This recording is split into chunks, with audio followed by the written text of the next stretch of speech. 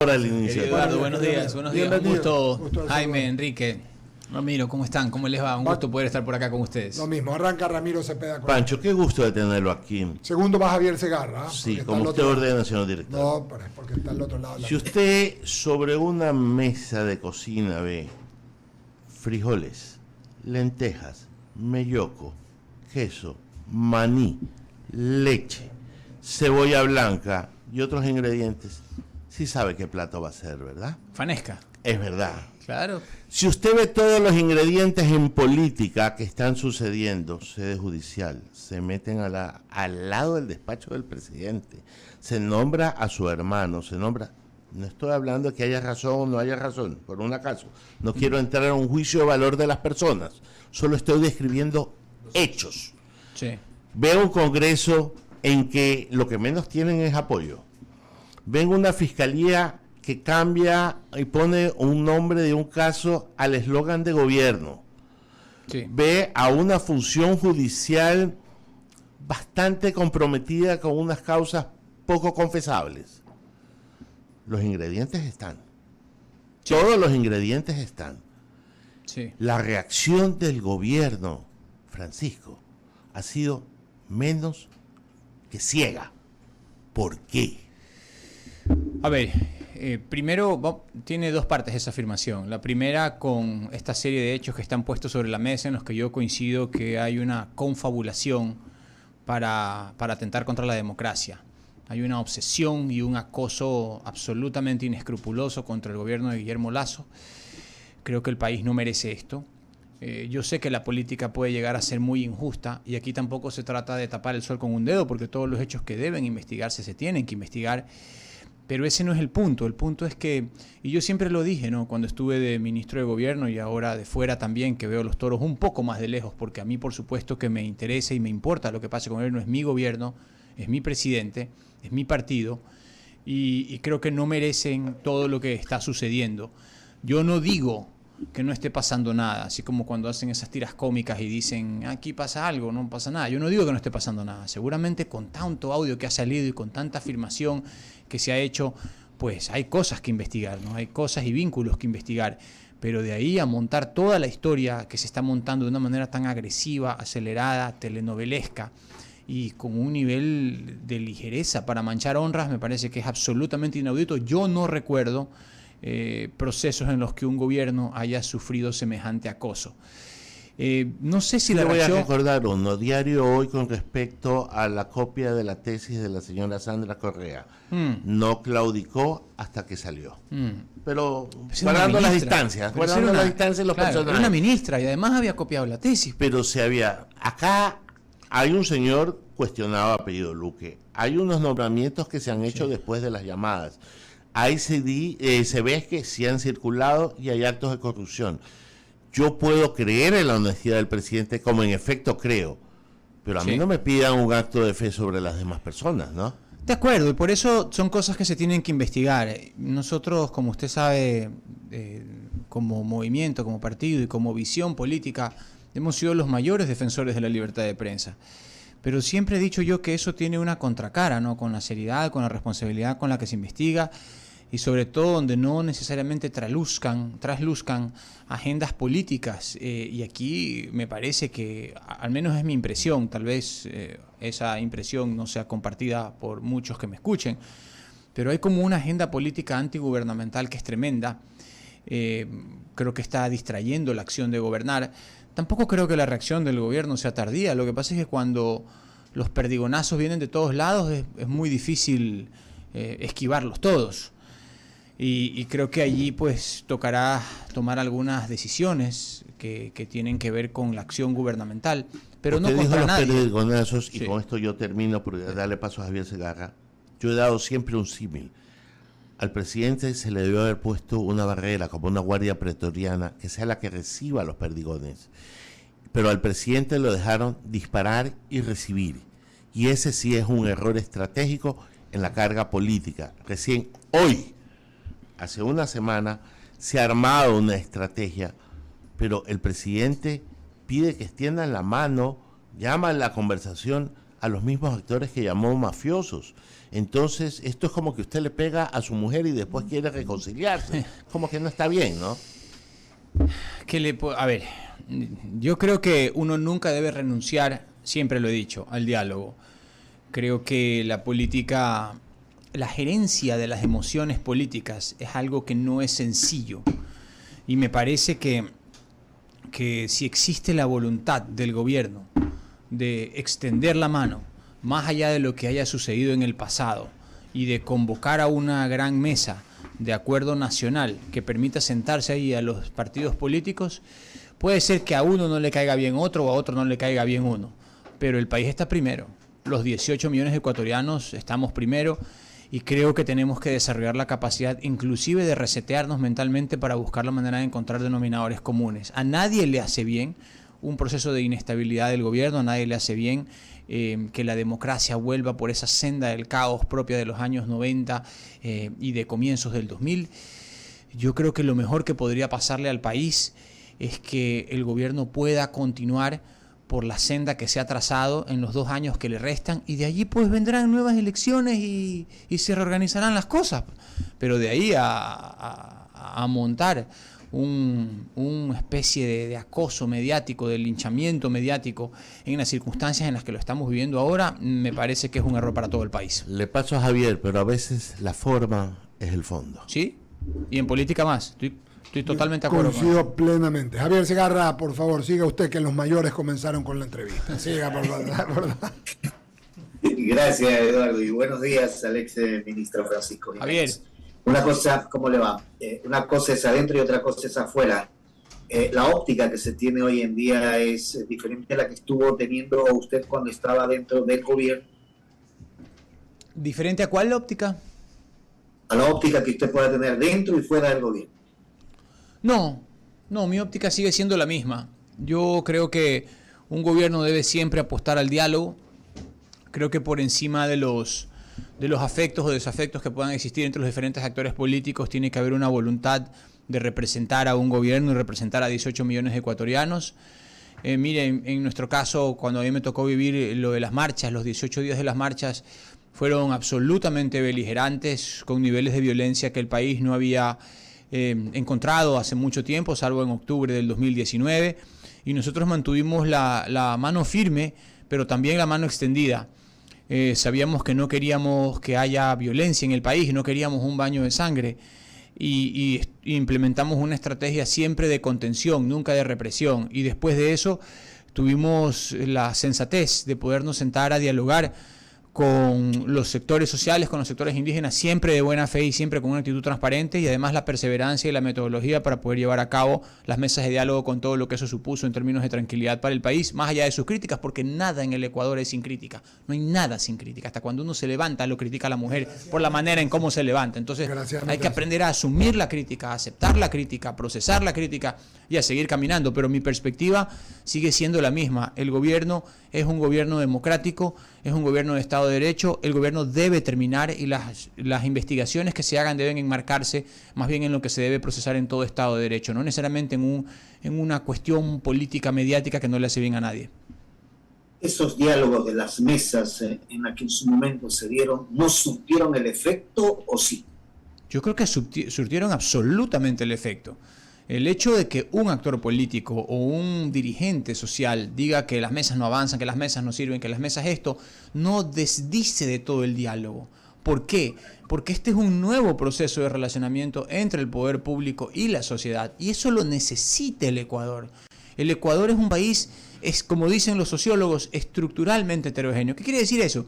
Que muchos pensamos distinto, que no coincidimos en muchas cosas, que en la sierra se piensa diferente que en la costa, que en Manabí hay divergencias con lo que se piensa en Guayas, que no necesariamente lo que sucede en Quito es lo que sucede en Tulcán. Entonces, estamos hablando de un país que es hermoso por un lado, porque tiene una diversidad de visiones, regiones, cosmovisiones y atributos, pero por otro lado hay una factura que pagar en términos de esa diversidad, porque nuestras prioridades son distintas, por nuestra forma de pensar es distinta, porque nuestro enfoque de las cosas es distinto.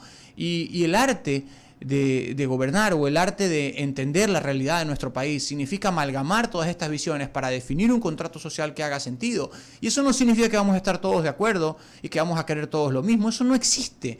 Eso significa que vamos a saber estar de acuerdo en algunas cosas y saber procesar los desacuerdos en otras. Eso fueron las mesas de diálogo. Las mesas de diálogo nos enseñaron, en buena parte, a estar de acuerdo en algunas cosas y a saber procesar los desacuerdos. Y esa es la herencia antiviolencia que le dejamos al Ecuador. Son cosas que probablemente en los años venideros se las va a poder ponderar en su verdadera dimensión.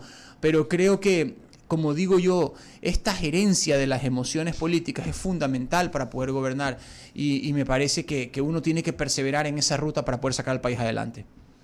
Esa diversidad y esas diferencias existen entre las regiones, porque Manabí es una situación diferente a la de Guayas o Guayas a la de Pichincho, Pichincha a Pastaza, etcétera. Esas diferencias también existen dentro de la Asamblea y ahí el diálogo no funcionó entonces. Yo creo que el diálogo funcionó parcialmente. La Asamblea es la máxima expresión de la política en nuestro país y la política es complicada en nuestro país. Entonces cada quien tiene sus enfoques. Yo nunca tuve una mala relación con la gente de la Asamblea. Es más, todos los jefes de bancada pues saludaron mi designación como ministro de gobierno. Así fue. Después la política tiene sus cosas y nosotros como gobierno teníamos que implementar algunas decisiones. Pudimos avanzar, incluso se estableció una mesa técnico-legislativa, se sacó la ley de transformación digital, estaba por enviarse la ley de zona franca, se procesaron las leyes en materia de seguridad. De todas formas, yo no puedo tapar el sol con un dedo y nuestra representación en la Asamblea como partido es escasa. Llegamos apenas 12, después nos convertimos en 13 y con el BAN son 24 o 25. Y eso supone unas lógicas de relacionamiento y de conversación importantes en la Asamblea y que deben ser permanentes, que no es sencillo. Y una última cosa, yo días antes de salir había logrado establecer un paraguas, una conversación con 10 dirigentes de las diferentes organizaciones políticas nacionales para poder sentarnos con el presidente para establecer un mapa de acuerdo y una hoja de ruta política. Yo espero que mi sucesor, que es alguien muy capaz, yo lo he escuchado varias veces y le tengo mucho respeto y mucha consideración a Henry Cucalón, creo que puede hacer un gran trabajo como ministro de gobierno. Yo espero que él persevere en esta ruta de poder conversar con las diferentes organizaciones políticas, porque creo que eso lo puede fortalecer al presidente, puede fortalecer al gobierno, pero sobre todo puede fortalecer la estabilidad del sistema democrático. Gracias de mi parte, exministro. En el panel continúan con la entrevista. Yo voy después. Jaime, la que siga, por favor, cuando son exactamente las 9:35. Estamos en el diálogo en 99 TV y 99 Radio, 98.9, conversando con Francisco Jiménez, exministro, ex legislador y querido amigo. Pancho, bienvenido. La verdad es que placer tenerte por acá, los tiempos que te veo. Lo que sí es cierto... No me han invitado. No, sí lo hemos invitado y se barajaba. ¿La verdad, Mari Joan? Ahí está. Se le mandaba mensajes y no contestaba. Pues no contestaba. Hay un síndrome en el gobierno. Bueno. Sí. Lo mandaban ahí, ¿cómo es que se llama? Al básquet, ¿cómo era? Al delete ahí. Bueno, a ver, ¿cómo? Porque mucho se critica y efectivamente el Ecuador es un país de críticas constantes contra todos los que son autoridades. Contra todo y todos. Pero más allá de eso, haciendo una reflexión real, es decir, hay una consulta que sale no, aparentemente, no más allá de todas las críticas que hay en el tema de los conteos de votos, pero ¿qué es lo que te dice eso? Porque la verdad es que ¿en qué se falló desde el gobierno nacional? Porque no puede ser que en la primera pregunta que decía, o sea, los malos debemos sacarlos del Ecuador, gane el no. O sea, y el resto de preguntas que eran preguntas muy, muy claras. O por darte un ejemplo, sacar las funciones al Consejo de Participación Ciudadana, se le dice no, y encima, cuando vas a ver a los candidatos, el negro y el blanco supera a toditos los candidatos que han quedado. O sea, ¿cómo explicarte eso? ¿Qué es lo que está sucediendo? Porque a nivel político, algo está pasando, y en el gobierno o no lo quieren ver, o realmente no saben cómo solucionarlo. A ver, yo creo que es muy válida la reflexión del tema de la consulta ciudadana. Nosotros tuvimos todos los registros, los exit polls, las encuestas, y todas eran consistentes alrededor del sí, 60, 70, 75%. Clarísimo. Y luego y por todos lados era convergente esa información. Y resulta que el día de la elección el resultado arrojó otra cosa. Eso es casi inexplicable. O hubo hubo un... Manoseo. Hubo una convergencia en la equivocación del 100% de las encuestas. Una convergencia en la equivocación del 100% de las encuestas continuada y dilatada en todos los días, lo cual yo no había visto antes, porque antes, ¿te acuerdas? En las elecciones hemos visto que unos dicen una cosa, otros dicen otra, pero alguien termina acertando. Correcto. Aquí no acertó nadie. No, Aquí no acertó nadie. Y todos venían dando una información que era más o menos consistente, lo cual hacía pensar pues que la consulta ciudadana tenía un sólido comportamiento hacia el sí. Pero luego la gente fue el día de la elección y votó no. Y está en su derecho. Todas los exit poll o todos los sondeos fallaron de forma convergente y concertada hacia una causa, o la gente el último día se arrepintió, o simplemente ninguna de las encuestas penetró en lo que se puede denominar como el Ecuador profundo, en los sectores rurales, en los sectores desprotegidos, en los sectores marginados, donde verdaderamente había insatisfacción, y no tomaron nota de ese voto, y luego la gente fue y ese día votó y dijo no. Y está en su derecho. Porque en eso, ya, ok. Ahora, ahí hay muchas lecturas. Unos pueden decir que es voto rechazo al gobierno, pero en ese caso, si es que es voto rechazo al gobierno, entonces el que votó sí, entonces sería voto de aprobación al gobierno. O me van a decir que el rechazo sí es rechazo, pero el sí no es aprobación. Esa puede ser otra lectura también. Pero lo que yo voy es tratar de tener una consistencia en el análisis. Eran muy buenas preguntas. Estaban bien armadas. Y tenían objetivos y ejes muy definidos en materia de seguridad, en materia de institucionalidad y en materia de ambiente. Pero la gente dijo no, la gente se pronunció. Y al final del día, cuando tú tienes un referéndum y le dices a la gente pronúnciese por la opción A y la opción B, y la gente coge la opción B, pues está listo, ya está, no puedes hacer nada, es la opción B y tienes que seguir navegando con las herramientas que tienes a la mano. ¿Y tú no crees, perdón que te interrumpa, Pancho, que la gente no sabe que estaba votando, uno, y dos, que a lo mejor le faltó un poco más de promoción por el sí? Yo creo que la gente sí sabía lo que estaba votando y la gente decidió. Y decidió votar en negativo como se pronunció. A mí me parece que no hay duda allí. Cierto es que ahora vinieron estas irregularidades sobre estos conteos y estos centros alternos, como ha referido el presidente Enrique Pita, el vicepresidente de la institución. Tendremos que ver qué es lo que arrojan esos resultados, pero yo creo que la gente se pronunció y uno tiene que respetar ese pronunciamiento. Que si fue en contra o a favor del gobierno, pues sí, ese tampoco es un escenario tan negativo para el gobierno, porque estamos hablando de una sociedad dividida, casi donde cada dos personas, una te vota sí y otra te vota no, con pequeñas diferencias.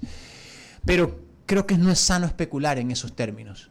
Creo que lo que hay que hacer es tomar nota de lo que ha sucedido, registrar que tenemos que avanzar con las herramientas de las cuales disponemos a la mano y concentrarnos para lo que sigue. Por eso es que para mí es fundamental poder tratar de establecer un gran panorama de acuerdo nacional con el resto de organizaciones políticas que le permita al presidente tener un tablero más consolidado. Porque una cosa es el escenario de lo que él vive respecto de la prensa y de lo que se dice todos los días en los medios. Y eso tiene que derivar hacia una instancia judicial que debe investigar lo que está bien y lo que está mal. Y lo que es real de lo que es irreal. Pero ese es un escenario. El otro es el escenario político, en el cual me parece que es fundamental la organización con el resto de partidos políticos, aquellos que tengan una visión institucional e institucionalista del país, y que entendamos que un presidente, salvo pues cuestiones excepcionales o acusaciones muy graves contra el presidente, se elige para 4 años, y que no puede haber todo el tiempo un escenario neoconspirativo que le impida a los presidentes o a los ministros hacer su trabajo. Yo creo que eso es lo que tenemos que desterrar, y me parece que ese es el gran cambio de cultura política, que hoy parece un poco irreal por todo lo que estamos viendo, pero creo que ese es el gran cambio de cultura política que tiene que impulsarse. Debería ser así, y eso es lo que siempre hemos dicho en estos micrófonos, pero te sigo haciendo las reflexiones del caso. Muchos criticaban y decían, por ejemplo, que la consulta debía haberse hecho no en estas elecciones, sino luego aparte, que no se aprovechó el momento de popularidad del presidente de la República en su momento, cuando recién entró, que ahí se debería haber mandado, digamos, las preguntas, o tal vez inclusive hasta declarar la muerte cruzada. En un momento dado eso sucedió, porque se sabía que efectivamente la Asamblea iba a estar en contra. Es que el gobierno estaba ciego ante las realidades que se veían a nivel político, o no había esa malicia por parte del gobierno de decir, no, es que aquí me pueden jugar a la conspiración y tratar de caerme, porque la gente que no había ganado quería el poder igual. La pregunta es la reflexión que te queda, porque tú fuiste ministro de gobierno, estuviste allá adentro. ¿Qué decir al tema? Mira, las reglas del juego democrático implica procesar las victorias y las derrotas. E implica procesar las entradas y las salidas. Digo lo segundo porque es lo que me toca vivir a mí. Cuando tú entras a un cargo, pues todo es bombos y platillos, ¿no? Trompetitas, la gente te aplaude, te llama. Aunque debo decir que en mi caso, cuando he salido, he tenido muchísimos mensajes de felicitación. Muchísimos. Y lo digo con la total transparencia del caso. Pero uno como político debe entender que cuando entra a un cargo de elección popular puede perder o puede ganar, ¿no? Y no por eso pues va a estar todo el tiempo conspirando contra el que ganó, ¿no? Tienes que reconocer sus aciertos y bueno, criticar con altura sus equivocaciones. No es que porque hoy hay un ministro de gobierno sucesor mío yo tengo que entrar a hablar de él o a referirme en malos términos a él. Al contrario, a mí me debe interesar que a él le vaya bien. Porque si a él le va bien, al gobierno le va bien. Y si al gobierno le va bien, al país le va bien. Por ahí he escuchado un ministro que estuvo en la mañana en una radio que decía que él era incómodo para mí y que por eso yo impulsé a que lo saquen. Yo no impulso a que saquen a nadie, ni tampoco sueño con la foto en el velador de nadie. No pongo ninguna foto de nadie en mi velador. Yo duermo tranquilo y entiendo que al día siguiente me tengo que levantar a buscar soluciones para los ecuatorianos. Entonces, creo que las cosas tienen que ser puestas en su contexto y creo que hay un proceso de madurez de la clase política que tiene que consolidarse. Me parece que no hay nada más hermoso que una fiesta democrática, pero una vez que esta concluye, hay que hacer el trabajo que la gente espera que uno haga. Y todo político tiene la obligación de dejar un legado. Todo político tiene la obligación de dejar algo que no se difumine con el viento detrás de su gestión. En mi caso, yo estoy contento por la serie de cosas que pudimos hacer durante mi gestión, en términos de las mesas de diálogo, en términos de la relación con las organizaciones sociales, en términos de la consolidación de una serie de objetivos del proyecto político de estabilidad, de institucionalidad, de Estado de Derecho. Y bueno, eso tiene que ser continuado.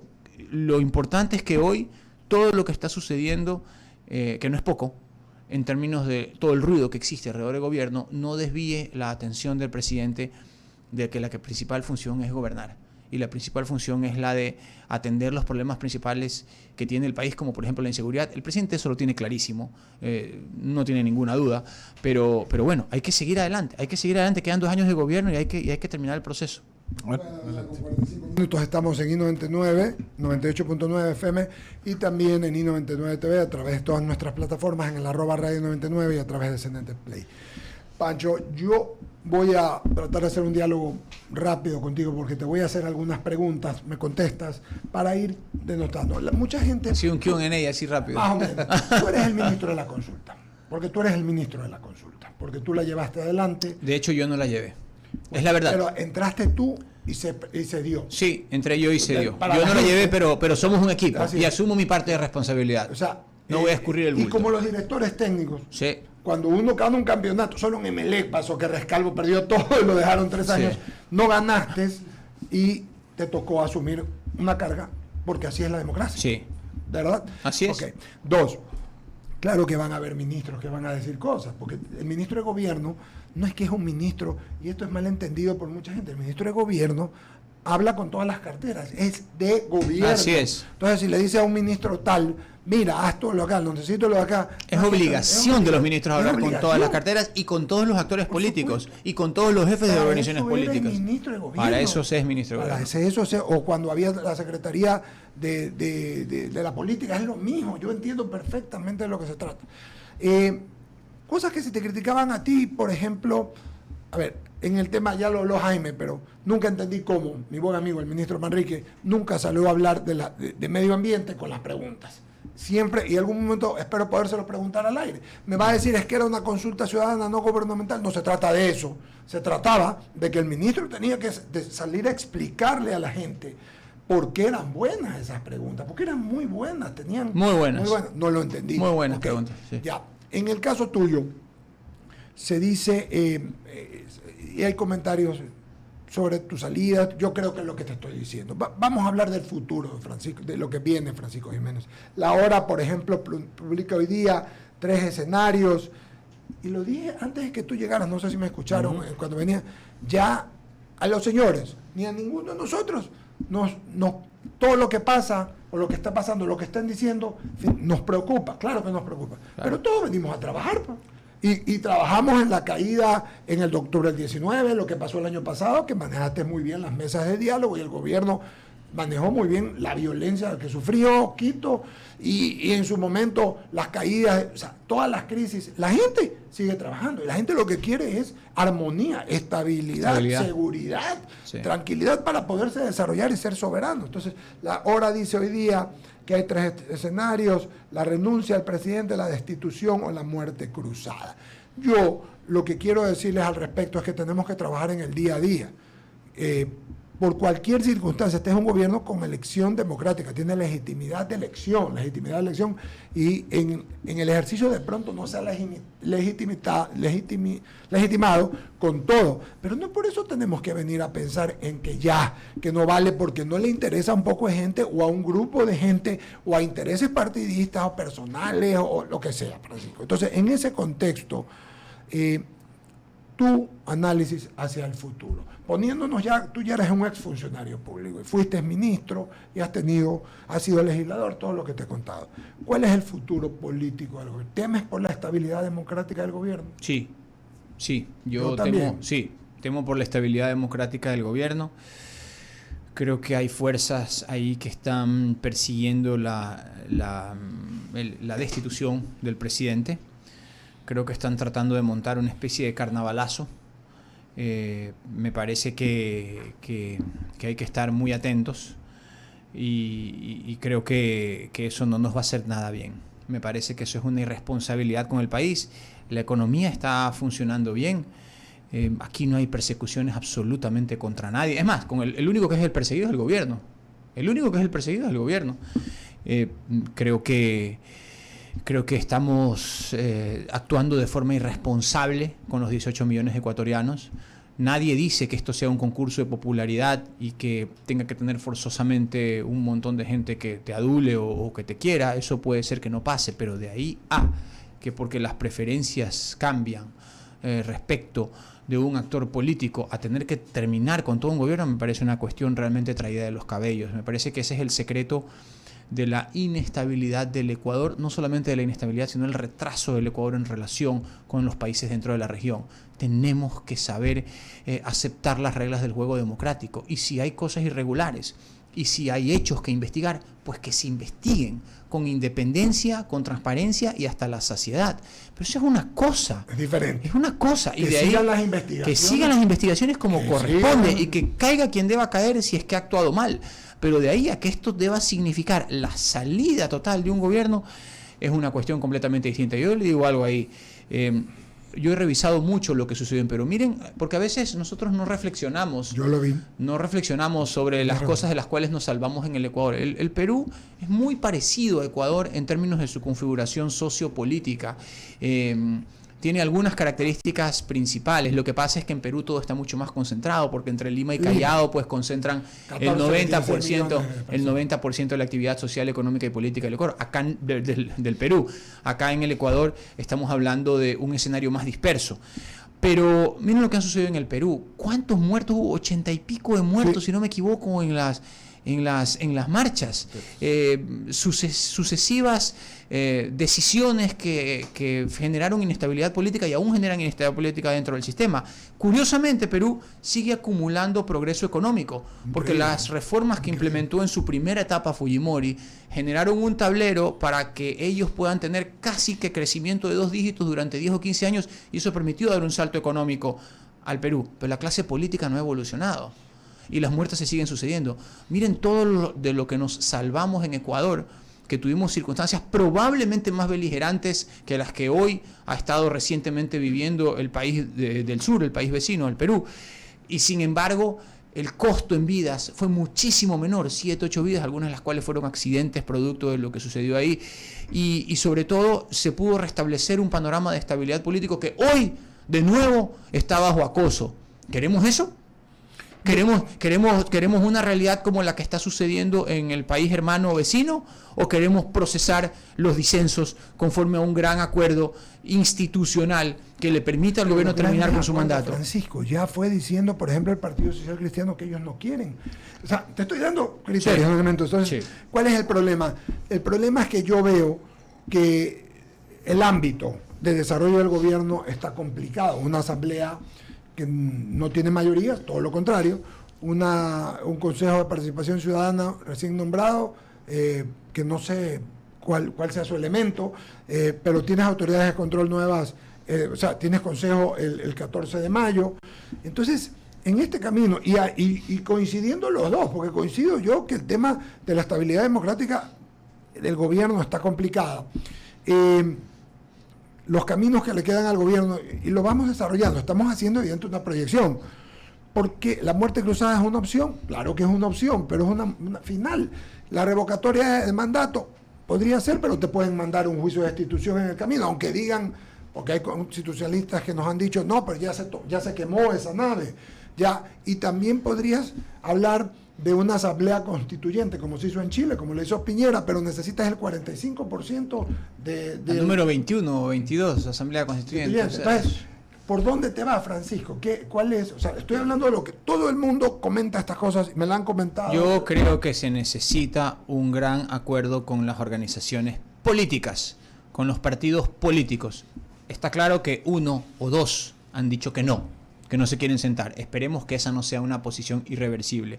Pero aún así lo fuera, hay que establecer un gran panorama de gobernabilidad con las demás fuerzas políticas. Como comenté hace un momento, había una conversación que ya se había establecido con las diferentes organizaciones. Creo que esa conversación debe continuar y creo que debe establecerse un acuerdo nacional de disensos y de consensos que le permita al gobierno navegar en esta tormenta durante el tiempo que queda. Lo peor que podría pasar es que hoy prosperen todo este tipo de actitudes y momentos y circunstancias en la Asamblea o fuera de ella que redunden en la inestabilidad del gobierno. Eso no le va a convenir al Ecuador. El presidente debe continuar y concluir su mandato, y para eso debe establecerse un panorama que le permita establecer con las otras organizaciones políticas cuáles son los temas fundamentales sobre los cuales hay que discutir. Por ejemplo, seguridad, por ejemplo, institucionalidad, por ejemplo, corrupción, por ejemplo, servicios públicos, por ejemplo, economía. Hay 4 o 5 cosas que se tienen que poner sobre la mesa y establecer con claridad cuáles son esos parámetros que generen esa plataforma gubernamental que nos permita navegar dentro de estas aguas un poco convulsas. Y paralelamente, que la justicia haga su trabajo. Paralelamente, la justicia tiene que investigar qué hay de cierto, qué hay de real, qué hay de irreal en lo que ha venido siendo denunciado. Yo no quiero hacer juicio de valor sobre nada, porque al fin y al cabo eso tiene que tener un canal y un dique hacia la investigación de estos hechos, y en función de eso tomar decisiones, pero son 2 cuerdas distintas. Lo uno no debe entremezclarse con lo otro, porque en esa mezcla hay un cóctel molotov que nos va a hacer explotar a todos. Cuando estábamos en la campaña, las reporteras de acá salían a la calle, iban a preguntar por quién iba a votar, cuál era la postura, y esta palabra que salió al final de la década del presidente Correa, que era hartazgo, hoy se llama fastidio. Más que fastidio, bronca. No, yo no quiero hablar, todos son lo mismo, todos son una porquería. O sea, hay ese sentimiento que tú sabes que si lo explotan o lo manipulan de una manera que no deben, puede traer consigo terribles consecuencias, que es lo que estás analizando. Sí, probablemente hay un hartazgo de parte de la clase política. El problema es que yo, por ejemplo, como ministro de gobierno, yo no me representaba a mí. Yo representaba toda la visión política de un gobierno, y a través de esa vía 18 millones de ecuatorianos. Pues no hay derecho a hartarse cuando tienes una representación que trasciende el yo individual. Ahí no hay derecho a hartarse. Puede alguien no caernos bien, puede alguien caernos mal, puede haber por ahí, puede fastidiarse o lo que sea, pero hay una obligación superior. Esa es la trascendencia del servicio público. Si yo me hubiese dejado llevar por los conflictos que hubo, por ejemplo, en los 18 días de marcha, tal vez jamás hubiera habido las mesas de diálogo. Tal vez jamás se hubieran podido llegar a acuerdos. Tal vez jamás hubiera habido un proceso de implementación. Pero tampoco es que lo hice porque era simpático hacerlo en ese momento específico porque fue muy duro, sino porque el país lo requería, porque las circunstancias lo exigían, porque era mi obligación como funcionario buscar encontrar soluciones. Y esa es la obligación que tenemos todos. Nosotros no estamos aquí, nadie que esté en una función pública está aquí para representarse a sí mismo o sus intereses o sus miedos o sus aspiraciones. Está para representar a un conglomerado que es mucho mayor. Y en función de esa representación debe tomar decisiones en tanto y en cuanto sean lo mejor para todos. Enrique San Martín, con la parte final. Bueno, rápidamente, Francisco, con todo esto que han dicho mis compañeros, ¿qué opinión tienes de las Fuerzas Armadas? Porque ellos son los que garantizan la democracia en el Ecuador, y lo dije muy temprano, Luis Lara, el ministro de Defensa, en la base de Taura, reiteró su compromiso de defender la democracia en el Ecuador. ¿Por qué te digo esto? La historia nos señala que cuando se cae Abdalá Bucaram le retiran el respaldo de Fuerzas Armadas. Pasó con Yamil Maguad, ya pasó con Lucio Gutiérrez. ¿Cuál es la confianza que tienen ustedes en nuestras Fuerzas Armadas? Yo creo que las Fuerzas Armadas son una gran institución, con una excelente reputación. A mí me parece que esos años militaristas de los 60, los 70 y entraditos los 80 son cosas del pasado. A mí me parece que el general Lara es un gran general, un hombre muy serio, muy comprometido con el país, comprometido con la estabilidad democrática del Ecuador, y creo que las Fuerzas Armadas como institución representan fielmente la solidez que debe tener el Estado ecuatoriano. Así que yo por ahí no tengo reparos ni tengo preocupaciones. Creo que ellos saben lo que dice en esa banda presidencial, que dice textualmente mi poder en la Constitución, y ellos respetan lo que establece la Constitución y por esa vía la personalidad y las decisiones que tiene que tomar el señor presidente de la República. Tengo un mensaje también, lo envía Arcadio Arosemena, que saluda y dice lo siguiente: resulta que ahora el presidente Lasso ha sido el más grande de todo lo malo. Después de 20 años de vida política y pública que todo el mundo lo conoce, recién ahora descubren. Nunca antes nadie del gobierno supo nada. Por favor.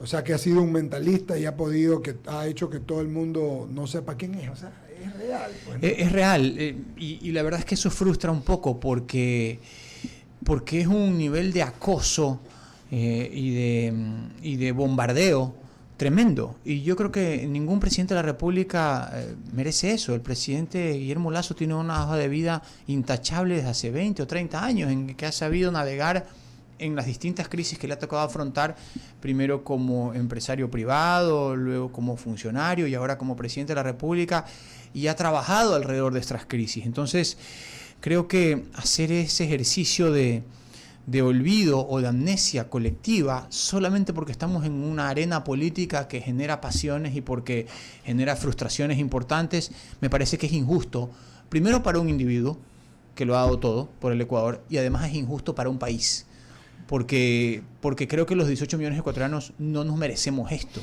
Nos merecemos, claro, ser críticos cuando el gobierno se equivoca. Conmigo también han sido críticos y yo he aceptado esas críticas, pero también cuando se trata de tomar decisiones en función de las grandes mayorías, yo creo que todo el mundo tiene que empujar el mismo carro, y me parece que esa es la ruta en la cual nos estamos equivocando. A mí, yo sí aprovecho para enviar un mensaje a la clase política de sensatez, de serenidad y de buscar la manera de encontrar consensos aún en el momento difícil que estamos atravesando todos. ¿Cuál fue tu mayor acierto como ministro de gobierno? No sé, es difícil hablar de uno mismo, pero tal vez yo lo que sí puedo decir es qué es lo que me dejó mayores satisfacciones. A mí lo que me dejó mayor satisfacción fue en los terribles días de junio, cuando el país estaba al borde prácticamente de una guerra civil con niveles de beligerancia importantes. Pudimos ponernos de acuerdo con una serie de actores sociales, personajes del mundo civil, de la conferencia episcopal, de los estamentos públicos. Pudimos ponernos de acuerdo para firmar el Acta por la Paz y luego establecer toda una hoja de ruta que, pese a todos sus inconvenientes y a todas sus críticas, hasta el día de hoy está funcionando. Y para mí, personalmente, ese es un motivo de orgullo, porque fueron momentos muy extremos que vivió el Ecuador, que pudieron haber derivado en escenarios similares a los que han sufrido nuestros vecinos, pero pudo ser contenido. Y no solo eso, sino dar pie a un nuevo manejo dentro del esquema de la función pública. Yo creo que ese es un legado que a mí personalmente me deja tranquilo. Creo que es algo que debe seguirse en el futuro y me parece que de todas maneras el asunto no acaba allí. Y un desacierto, Francisco Jiménez. Desacierto. Algo que tú puedas decir que quizás no hiciste, omitiste o te falló. Tal vez debimos habernos metido más de cabeza en la consulta ciudadana. Es una pena que la consulta ciudadana hasta el momento se haya perdido. Es una pena porque eran grandes preguntas. Creo que hubieran sido herramientas muy positivas para el Ecuador. Tal vez debimos habernos metido todos los funcionarios del Ejecutivo de cabeza a hacer, no sé si campaña con la consulta, pero a difundir el contenido de la consulta.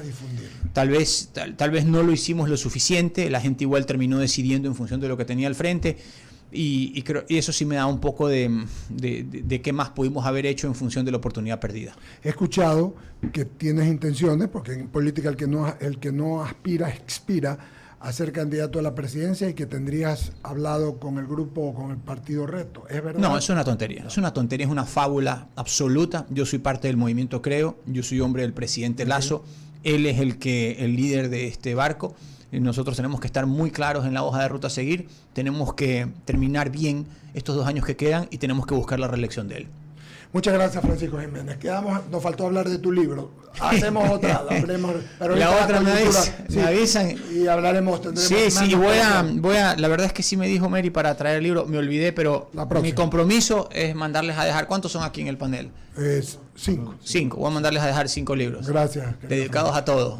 Gracias a todos. Y también con una felicitación por el feliz Día del Amor y la Amistad, un poco a todos los que nos están escuchando. Gracias, Francisco Jiménez. Muchas gracias. Con ello despedimos. Despedimos y agradecerles, amigos. Nos topamos a las 2:30 de la tarde en la segunda emisión del Diálogo y a las 5:30 con Luisa Delgadillo, Eduardo Mendoza Estrada, Daniel Solórzano, quien les habla, Eduardo Mendoza Paladines, en el Diálogo de la tarde. Un abrazo y en la noche el conde Luigi Guerrón y Enrique San Martín a las 9 de la noche en Diálogo Nocturno. Un abrazo.